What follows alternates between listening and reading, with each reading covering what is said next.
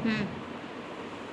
नमस्ते, प्रणाम। आप लोग सुनिए श्री कृष्ण भगवान का सोहर गीत है। कैसा लगता है कमेंट में जरूर बताइएगा।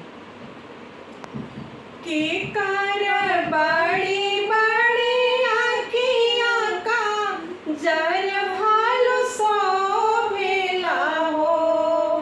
की कर बड़ी बड़ी आँखियाँ का जर भालू शोभेला हो।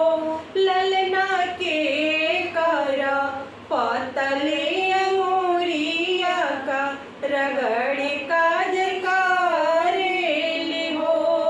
ललना के करा पतली अंगुरिया रगड़ी काजर करेली हो। कृष्ण जी के बड़ी बड़ी आँखियाँ का जर भालू शोभेला हो। कृष्ण जी के बड़ी बड़ी आँखियाँ का जल भालू शोभेला हो।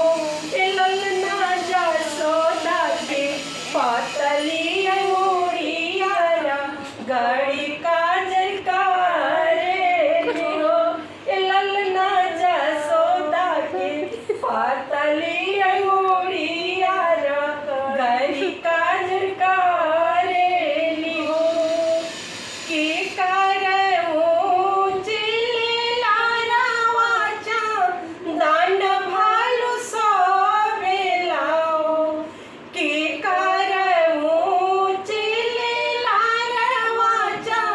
दांड भालू शोभेला हो।